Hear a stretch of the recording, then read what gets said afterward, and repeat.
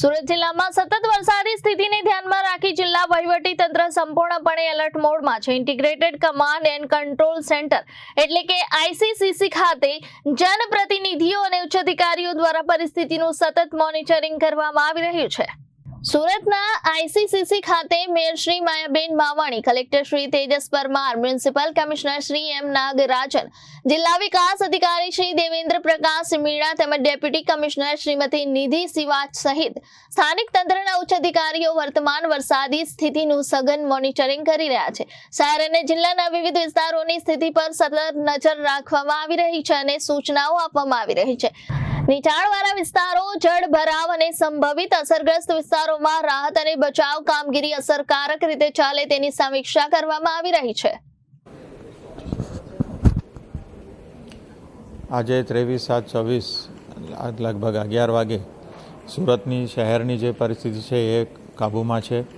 એની અંદર સીમાડા ખાડી અને બેદવાડ ખાડીના જે પાણીનું લેવલ છે એ ડેન્જર લેવલથી ઉપર ચાલી રહ્યું છે। 34 જેટલા જગ્યાઓમાં લો લાઇંગ વિસ્તારમાં પાણીનું ભરાવ થયેલું છે, જેનું નિકાલનું કામગીરી યુદ્ધના ધોરણે ચાલી રહેલ છે। 2200 જેટલા લોકોને આપણે રેઇન શેલ્ટર ઉપર ખસેડવામાં આવેલી છે। ગઈકાલે રાત્રેથી એમને ત્યાં રહેવા જમવાની વ્યવસ્થા અને સુરક્ષિત સ્થળ પણ આપવામાં આવેલું છે। અત્યારે હાઈ ટાઈડનું પરિસ્થિતિ ચાલી રહ્યું છે, એટલે લોકોને ખાસ વિનંતી કરવામાં આવે છે કે ઘરથી બહાર નીકળવાનું આજે ટાલે। જીએડીસી, ઉદ્યોગ એસોસિએશન અને જે માર્કેટ એસોસિએશન છે તમામે આજે રજા જાહેર કરી છે। એ સાથે સાથે લગભગ 26 જેટલા જે બસ રૂટ છે, સિટી લિંક BRTS છે, એ પણ બંધ કરવામાં આવેલી છે। પોલીસ ખાતાના સાથે રહીને અલગ અલગ જગ્યાઓમાં બેરિકેડિંગ પણ કરીને ટ્રાફિકને પણ નિયમન કરવામાં આવ્યું છે અથવા બંધ પણ કરવામાં આવેલું છે। આ હાલતમાં તમામ નાગરિકો આજે જેટલું થાય એટલું ઘરથી બહાર નીકળવાનું ટાળે અને ઘરે સુરક્ષિત રહે।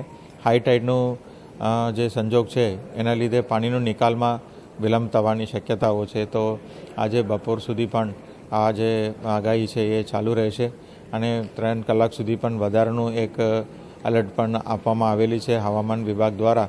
તો તમામ નાગરિકોને સુરક્ષિત જગ્યા આજનો દિવસ પસાર કરવા માટે ખાસ વિનંતી કરું છું। Bureau report, Janadesh news, Surat.